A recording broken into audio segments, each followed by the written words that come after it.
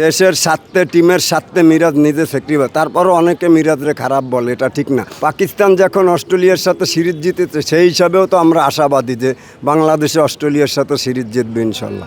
ইনশাল্লাহ আমরা জিতবো। অস্ট্রেলিয়া কিন্তু এমনি আতঙ্ক আছে, মিচেল মার্শকে কিন্তু উড়িয়ে নিয়েছে যে আমরা ওদের ভয়ঙ্করভাবে আমাদের বাংলাদেশকে ওরা সবসময় ভয় পায় এবং আমরা জিতবো ইনশাল্লাহ। আজকে জিতে সিরিজ নিশ্চিত করবো, আমার আত্মবিশ্বাস। আমি আগের দিনও বলেছিলাম যে আমরা জিতবো।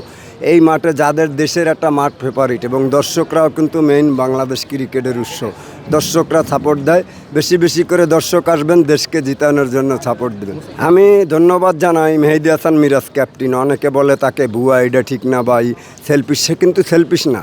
হ্যাঁ, মিরাজ কিন্তু একটা সাক্ষাৎকারে বলেছিল মোসাদ্দেক হোসেন সৈকত ব্যাটিং অলরাউন্ডার, মেহেদী মিরাজ বোলিং অলরাউন্ডার। সে ক্যাপ্টেন থাকতেও কিন্তু মোসাদ্দেক হোসেনকে বোলিং করিয়ে কিন্তু 2 উইকেট পেয়েছে।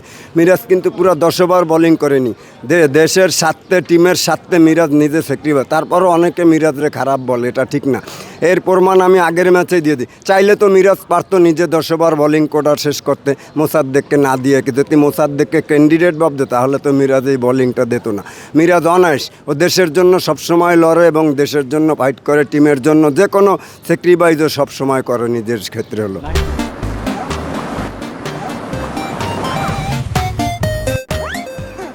স্পিড স্টার বলে তাসকিন আহমেদকে বাংলাদেশে। ইনশাল্লাহ পাবে। সব বলার তো সব দিন কপালে লেখা থাকে না, কেউ বইলে তো উইকেট বা রান করতে পার না। আল্লাহ যার কপালে যা লাগবে তাই হবে দিন শেষে। ইনশাল্লাহ জিতবো, আমি তো আশা ভরসা আছে যে জিতবো। পাকিস্তানের চেয়ে কিন্তু এখন আমরা অনেক ভালো টিম। পাকিস্তান যখন অস্ট্রেলিয়ার সাথে সিরিজ জিতেছে সেই হিসাবেও তো আমরা আশাবাদী যে বাংলাদেশে অস্ট্রেলিয়ার সাথে সিরিজ জিতবে ইনশাল্লাহ।